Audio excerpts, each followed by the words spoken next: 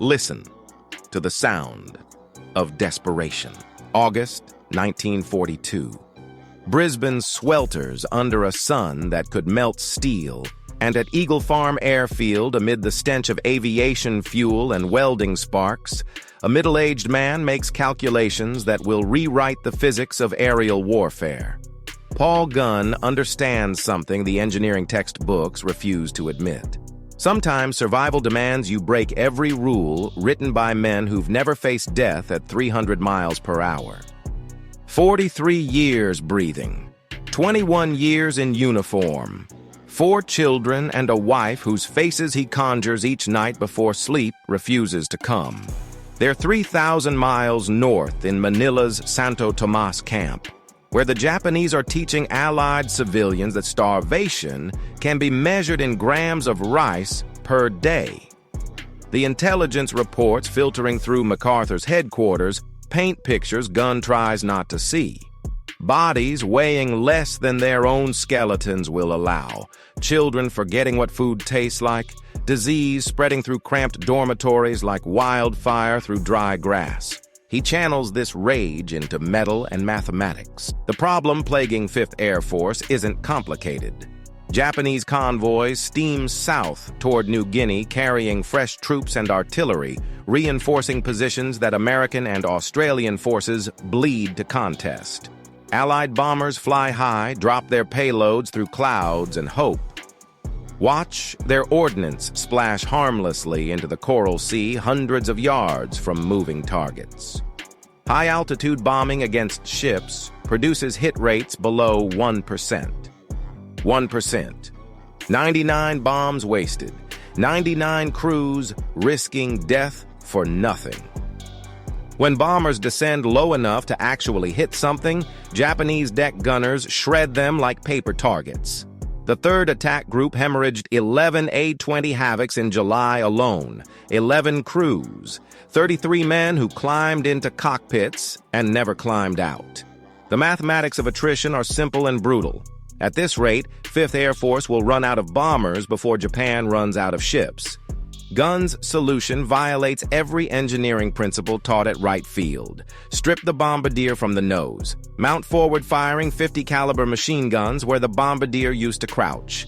Approach ships at wave-top altitude, so low that spray mists the windscreen, so low that pilots can see the expressions on enemy sailors' faces. Overwhelm deck defenses with concentrated firepower that turns air into molten lead. Then skip bomb at point-blank range, bouncing delayed fuse ordnance across the water like children skip stones across ponds. Skip bombing had been independently developed by several combatant nations, but no one had solved the fundamental problem.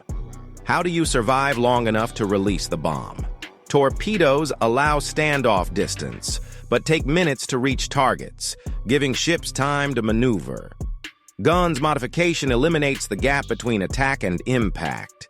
The bomber becomes both sword and shield, suppressing defensive fire while delivering the killing blow in the same terrifying seconds. His mechanics weld gun mounts inside A-20 noses, using steel salvaged from wrecked fighters whose pilots died learning lessons Gunn intends to apply.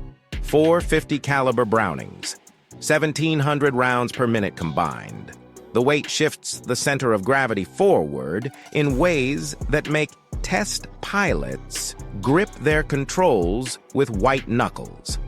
The first experimental flight nearly ends in a smoking crater when the aircraft refuses to climb, wants only to nose over and kiss the earth with propellers spinning at full throttle.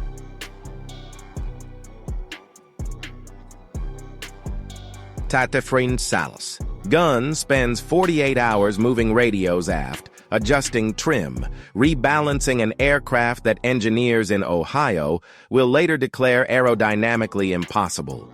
According to psychologist Dave Grossman's research documented in his seminal work, On Killing, humans possess an innate resistance to taking life that must be overcome through specific training and depersonalization. Gunn's modification does something more primal. It transforms killing from an abstract act performed from altitude into an immediate visceral experience measured in yards, not miles. September 12th arrives with clear skies. 16 modified A-20s lift off toward Buna, Japanese-held airfield on New Guinea's northeastern coast. They approach at treetop level, so low that pilots navigate around coconut palms. So low that the noise of their engines arrives simultaneous with the reality of their guns. The strafers tear across the airfield like horizontal tornadoes made of lead. 14 Japanese aircraft destroyed on the ground. Every anti-aircraft position silenced. 0 losses. 0 losses means impossible just became operational doctrine. But Gunn sees limitations even in success. A-20 range proves insufficient to reach targets across the Owen Stanley Mountains. Its bomb load can't inflict killing damage on larger vessels. He needs something bigger, something with the range to hunt convoys wherever they hide, something with enough mass to mount weapons that will turn naval officers' nightmares into floating pyres. He needs the B-25 Mitchell. December or Das. December 1942. The mathematics of violence evolve. Gunn strips the nose from a B-25C and transforms it into something North American aviation never imagined during their design conferences. 4 50 calibers in the solid nose compartment, 4 more in external cheek packs bolted to the fuselage. The top turret rotated forward to fire along the axis of flight. 10 forward-firing machine guns, then 2 more on each side for good measure. 14 total. 215 pounds of lead screaming downrange every second the triggers remain depressed. The physics are catastrophic. The aircraft becomes nose-heavy in ways that challenge every pilot who straps into the left seat. Takeoff requires full back pressure on the control column just to prevent the bomber from dropping out of the sky like a stone.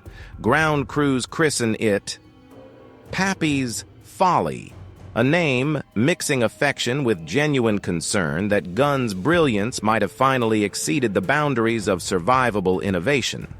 General George Kenney watches the prototype demonstration and sees past the handling difficulties to the devastating potential. He orders 12 immediate conversions. The 81st Air Depot Group in Townsville works 18-hour shifts, mechanics sleeping under wings between modifications, welding by generator light when darkness falls. By February 1943, 30 strafers sit ready on Australian tarmacs, guns loaded, bombs racked, crews trained in skip bombing techniques that feel more like suicide runs than tactical doctrine. Then Wright Field engineers review Gunn's blueprints and issue their verdict. Impractical. Unsafe. The center of gravity calculations don't support sustained flight.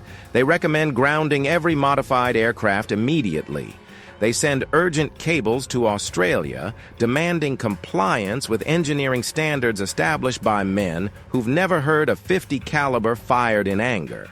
They're about to learn that theories written in Ohio laboratories disintegrate when tested against reality in the Bismarck Sea. February 28, 1943.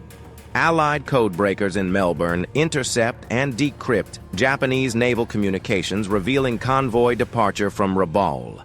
8 transport ships carrying nearly 7,000 troops. 8 destroyer escorts.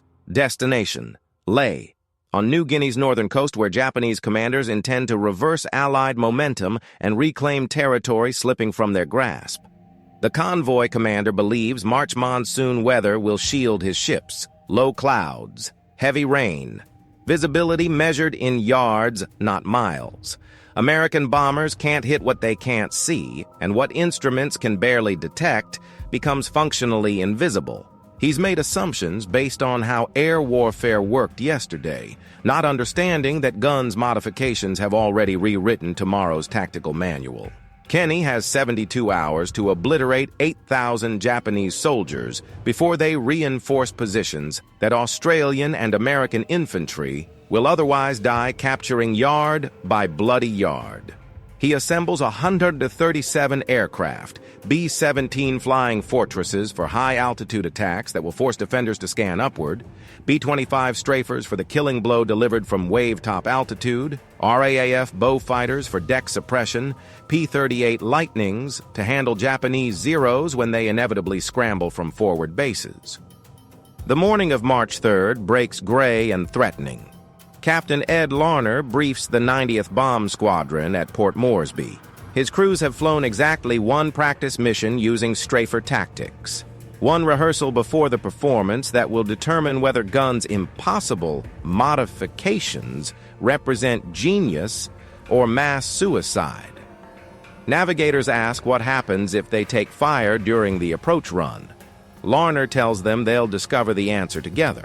Nobody sleeps the night before. At 0630 hours, the strike force assembles over Cape Ward Hunt. The Japanese convoy steams 70 miles northwest of Lae, ships arrayed in defensive formation, destroyers screening transports, deck guns manned and ready. B-17s arrive first, attacking through cloud breaks from 15,000 feet. They drop 137 bombs. Crews report multiple hits. Post-battle analysis will reveal they sank nothing. High-altitude bombing doctrine fails again, as it has failed throughout this war whenever the target moves and fights back. But the B-17s accomplish their true purpose. They force every Japanese gun crew to aim skyward, scanning clouds for the next wave of heavy bombers that must surely be following the first. That's when the strafers arrive at wave-top height like horizontal avalanches made of aluminum and fury. Larner leads 12 B-25s in from the southeast. Formation spread wide, 14 guns per aircraft multiplied by 12 strafers, creating a storm of lead 300 yards across. They approach at 240 knots, while the Japanese transport Kyokusei Maru makes 15 knots maximum trying to maneuver. The mathematics of interception are simple and final. Japanese deck crews see them at 2 miles. The ship's captain orders hard to starboard. Physics and time conspire against him. The strafers open fire at 800 yards. Historical analysis of World War II combat, documented by authors like Eugene Sledge in With the Old Breed, reveals that the psychological impact of overwhelming firepower often defeats enemies before the first bullet strikes. The human nervous system simply cannot process violence delivered at this scale and speed. 50 caliber rounds walk across water like God's own chainsaw. They reach the ship's superstructure and don't stop. They shred the bridge. They kill anti-aircraft crews before fingers can traverse guns toward new threats. 3 B-25s release skip bombs at 100 yards. The first bomb bounces across the surface, strikes the hull below the waterline, detonates inside the engine room. The second bomb hits amidships. The third misses. Kyokusei. Maru stops moving 30 seconds after the strafers arrive, burning, listing, already filling with seawater that will pull her under in 40 minutes. That's one transport, 7 remain. The transport, Teiyo Maru, attempts to run, pushing engines to maximum revolutions. 15 knots against strafers moving at 240 knots becomes a mathematics problem with only one solution. 4 B-25s bracket the ship from multiple directions simultaneously. The 50 caliber streams converge. Anti-aircraft crews die at their weapons. The bridge windows shatter. The ship's executive officer takes 3 rounds through the chest. The captain survives 10 seconds longer before a burst cuts him down. 8 skip bombs released. 5 hit. The ship breaks in half. Japanese soldiers below decks wearing full combat gear never reach topside before the sea claims them. The transport sinks in 6 minutes. Survivors wearing 60-pound packs discover that seawater doesn't care about training or morale or the Emperor's divine mandate. The second wave arrives at 1400 hours with fresh ammunition and full bomb racks. By this point in the battle, Japanese convoy commanders understand they're experiencing something fundamentally different from conventional air attack. This isn't bombers flying overhead releasing ordnance from safe altitude. This is close-quarters butchery delivered by aircraft that should be bombers, but function as flying destroyers, weapons platforms that naval architects never imagined because the concept violates the understood boundaries between sea and air warfare. The remaining ships scatter across 40 square miles of the Bismarck Sea, desperately seeking cloud cover that might shield them from strafers hunting with predatory efficiency. Japanese Zero fighters land at Leh to refuel, sitting vulnerable on runways precisely when the second strike wave arrives. The timing isn't coincidence. It's coordinated planning by commanders who've studied how naval operations interact with fighter coverage windows. The transport Ayo Maru takes 12 bomb hits during the afternoon attack. 12 bombs against a vessel designed to survive perhaps 2. The ship's magazine detonates with force, visible from Port Moresby, 130 miles distant. When the smoke clears, nothing remains. No floating debris field. No survivors clinging to wreckage. 1,800 Japanese soldiers erased from existence in 3 seconds. Think about that number. 1,800 individual humans with families, with training, with memories and fears and hopes, converted to thermal energy and seawater in the time it takes to snap your fingers. Military historians use antiseptic language to describe such events. Ship destroyed. Personnel losses. Because the alternative requires confronting the industrial-scale horror that modern warfare has become. Captain Larner's strafer approaches the transport Oigawa Maru at mast height. His co-pilot counts 14 separate fires burning on deck. Japanese soldiers leap overboard wearing uniforms soaked with fuel oil that will ignite if it contacts burning debris in the water. The anti-aircraft guns have fallen silent, crews either dead or abandoned. Larner's bombardier releases at point-blank range. 2 bombs, both hit. The transport settles stern first and capsizes. Modified A-20 Havocs hunt. Crippled destroyers attempting rescue operations. The destroyer Asashio tries to pull survivors from the sea, motivated by the military ethic that you don't abandon shipwrecked sailors, even when doing so places your own vessel at catastrophic risk. 3 A-20s attack from different vectors simultaneously. The destroyer crew focused on life-saving operations never sees the strafers until 50 caliber fire shreds their deck.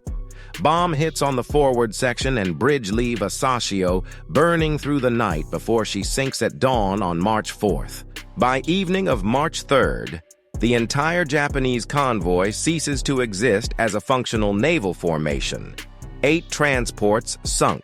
4 destroyers destroyed.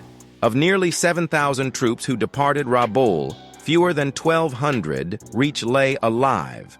Another 2,700 are rescued and returned to Rabaul in various states of physical and psychological destruction. The remaining thousands, over 3,000 men, die in the Bismarck Sea, dragged under by combat gear or burned alive in fuel-slicked water, or simply succumb to exhaustion after hours treading water waiting for rescue that never arrives. Allied losses: 4 aircraft total, 1 B-17, 3 P-38s, 13 aircrew killed. The exchange ratio defies historical precedent. General Douglas MacArthur calls it one of the most complete and annihilating combats of all time. He's not engaging in hyperbole. The Battle of Bismarck Sea represents the first time in naval history that air power alone completely obliterates a major convoy without surface ship involvement. It vindicated not just skip bombing tactics, but the coordinated multi-directional attack doctrine that Gunn and Kenny developed through trial and error and the blood of pilots who died testing theories. The Japanese immediately understand the strategic implications.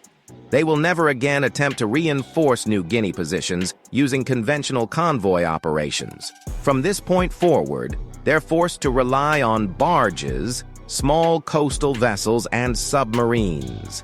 Methods that cannot move significant quantities of men and materiel at the scale required to sustain major ground operations.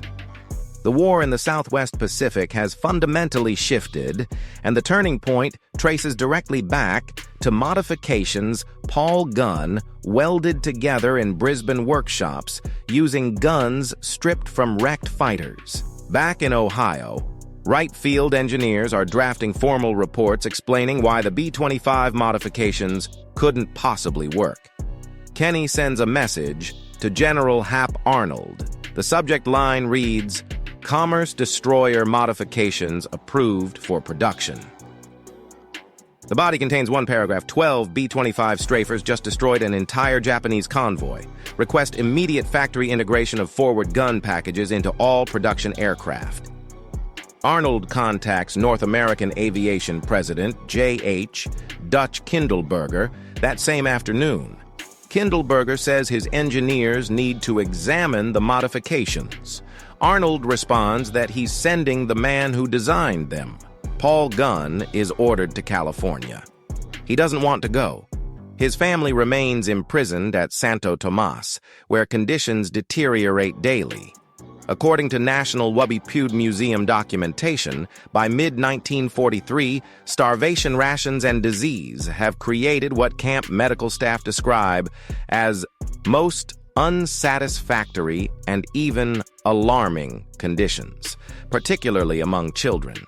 Food becomes so scarce that internees focus entirely on survival, their bodies consuming themselves, their minds narrowing to the singular obsession with the next meager meal. Every mission Gunn flies carries him incrementally closer to Manila, closer to the liberation he craves more desperately than oxygen.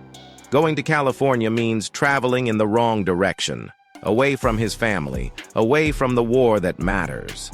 Kenny makes it an order. The 5th Air Force needs factory-built strafers by the hundreds. Only Gunn can teach North American Aviation how to build them correctly. The general promises Gunn will return to the Pacific within 6 weeks. It's a promise that events will test in ways neither man can anticipate. Long Beach, California, March 27th, 1943.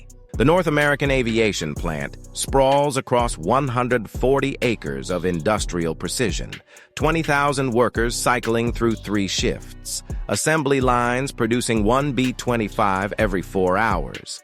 This is American industrial might, converting raw materials into finished weapons at rates that German and Japanese planners never imagined possible in their most pessimistic scenarios. The factory floor smells like cut aluminum and fresh paint, and the future taking physical form. Gunn arrives carrying hand-drawn blueprints that look like they were sketched on whatever paper happened to be available, because they were.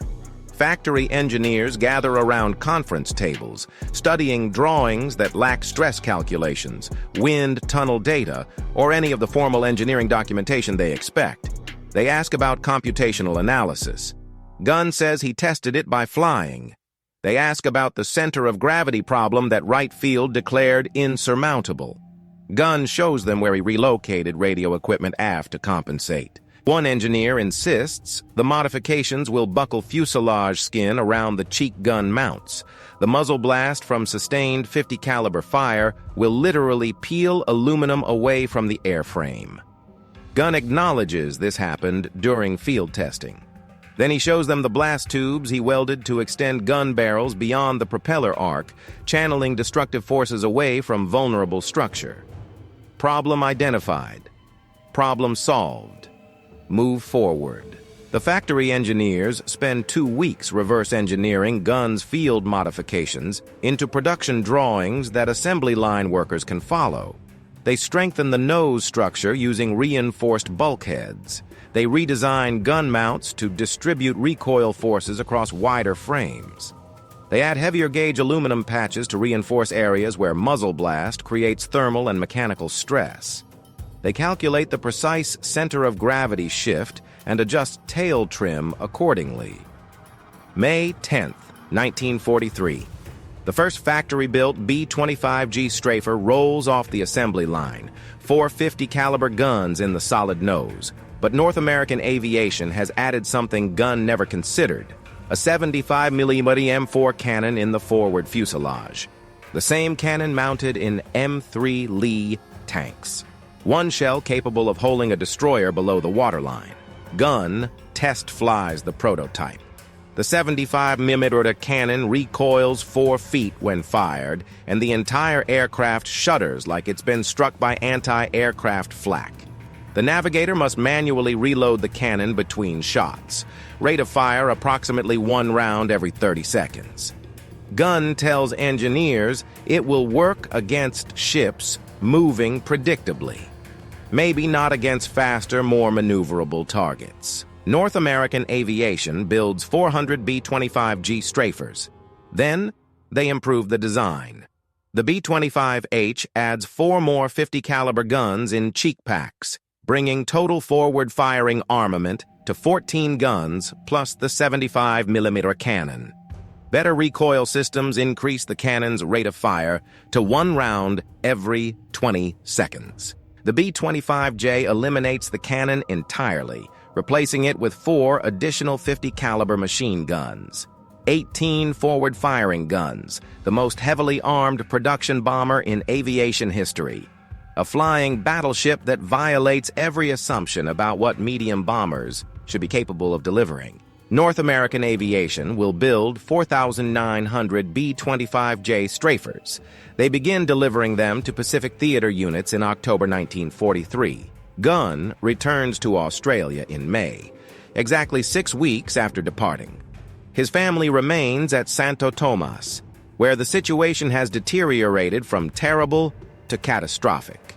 Japanese military authorities assumed direct control of the camp in February 1944, dismissing the civilian committee that provided minimal self-governance. Food becomes increasingly scarce.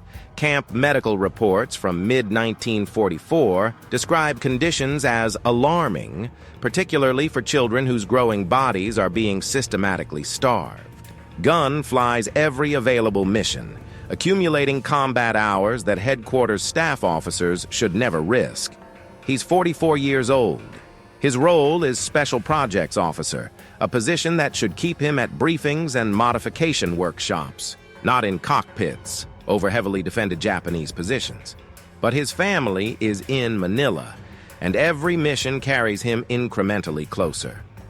The strafers continue evolving through 1944. Some variants carry 8 5-inch high-velocity rockets under the wings. Some carry napalm tanks. Some carry parafrag bombs, small fragmentation weapons with parachutes allowing deployment from minimum altitude without the bomber catching itself in its own blast radius. The most devastating tactic emerges through operational experience: the combined strike. B-24 Liberators bomb from 20,000 feet, forcing defenders to scan upward, committing their attention and their gun crews to tracking high-altitude threats. Then strafers arrive at wave-top height. By the time defenders look down, the B-25s are already among them, guns firing, bombs skipping. In the first 8 months of 1944, 5th Air Force strafers destroy 947 Japanese aircraft on the ground. They sink 273 ships. They kill an estimated 38,000 Japanese soldiers. Gunn's impossible modification has become the Southwest Pacific's decisive weapon, the innovation that tilts an entire theater campaign toward Allied victory.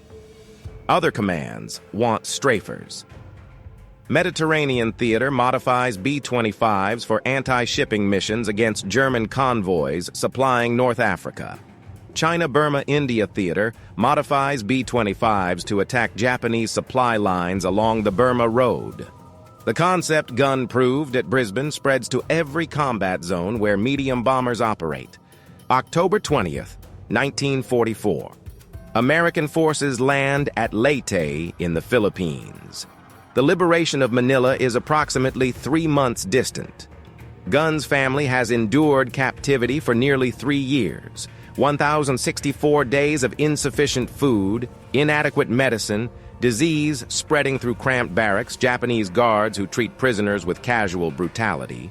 Gunn flies multiple missions daily now, driving himself with manic intensity that worries his crew chiefs and squadron mates. He tells his ground crew he won't stop flying until his family is free. November 27, 1944. 0330 hours. Japanese bombers hit Tacloban airfield, 56 Mitsubishi G4M. Betty bombers escorted by Zero fighters approaching low from the north. Radar operators detect them too late to scramble effective defense. Gunn is reviewing mission plans in the operations tent when the first bombs detonate. The tent is 200 yards from the main runway. Too close. The blast wave throws him across the space. Shrapnel tears through canvas walls. A fragment hits his left leg, severing an artery. Another pierces his shoulder. The medical officer finds him trying to stand, blood soaking through his flight suit, insisting he needs to check on his aircraft. He collapses after 30 feet. They evacuate him to the hospital at Leyte. The surgeon says Gunn won't fly again for 6 months minimum, probably longer. The injuries qualify him for medical retirement. 45 years old, 26 years of service between Navy and Army. He's earned the right to go home. Gunn tells the surgeon he isn't going anywhere until his family is free. February 3, 1945. The Battle of Manila begins with artillery and armor. American forces fighting house by house through a city the Japanese have declared a fortress. They will defend every street, every building, turning the Philippine capital into an urban abattoir where progress measures in yards and casualties pile in numbers that make commanders physically ill reviewing daily reports. Santo Tomas internment camp is liberated that same day. 3,700 Allied prisoners freed, blinking in sunlight that seems too bright after years in captivity, bodies so wasted by starvation that liberating soldiers struggle to maintain composure. Gunn's wife Polly weighs 89 pounds. His daughter Julia weighs 63.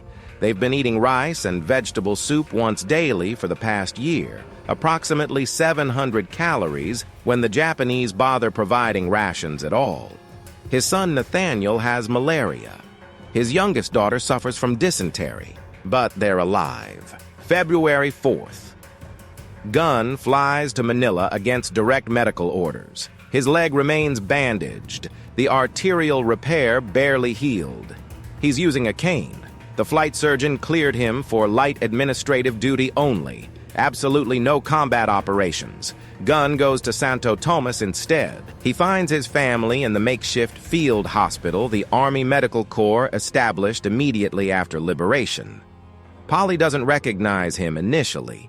He's lost 40 pounds since April 1942, the last time she saw him. He's completely gray now, aged in ways that 3 years shouldn't accomplish. She thinks he's a doctor making rounds.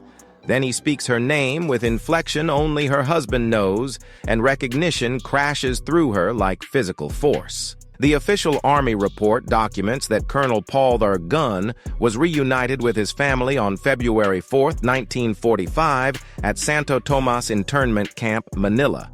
The reunion lasts 4 hours. Then Gunn returns to Leyte. His medical leave isn't finished, but neither is the war that consumed 3 years of his family's lives. The modified B-25s continue flying.